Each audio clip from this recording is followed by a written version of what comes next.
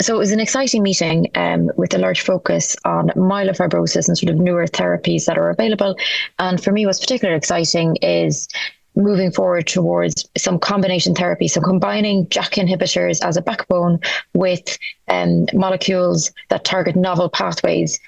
So particular two large phase 3 trials that are currently open and enrolling internationally to discuss. One is using an agent that targets XPORIN, so an XPO1 inhibitor, Selinexor, and this is combined with Ruxolitinib in a phase 3 trial comparing the combination to Ruxolitinib or placebo. The phase 1 data is very encouraging, suggesting a reduction in spleen size and potentially actually a reduction in the mutant allele burden, which hints potentially towards disease modification. There's also in parallel another trial, the POIESIS study, comparing another agent, Navtemadlin. This is an MDM2 inhibitor, and this targets the MDM2 pathway, which is shown to be abnormal in patients with myelofibrosis, with a slightly different but quite elegant, interesting trial design where patients are randomized to receive Ruxolitinib.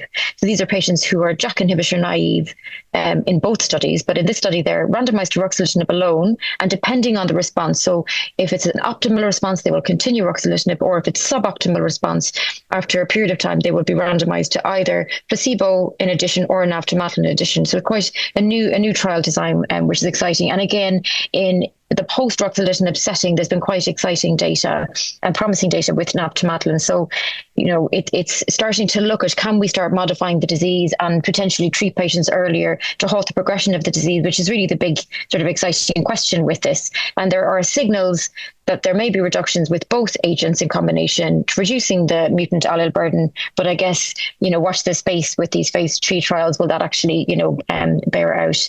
And I suppose finally to mention in this, so these are studies that are recruiting and we don't yet have data for them, but there was data presented on another novel target, PIM1 kinase inhibitor. So this is an oral medication, and again being tested in combination, but also as a monotherapy. So there's a phase 1 trial enrolling, and quite nicely allowing patients to either have exposure to Ruxolitinib or momelotinib.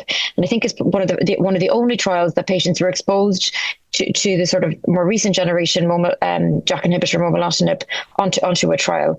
And again, the data that was presented showed quite encouraging results with improvements in symptoms, spleen size, and also improvements in abnormal cytokine profiles, which again, so quite exciting to see that, and that there's a number of different targets targeting novel pathways available and under investigation.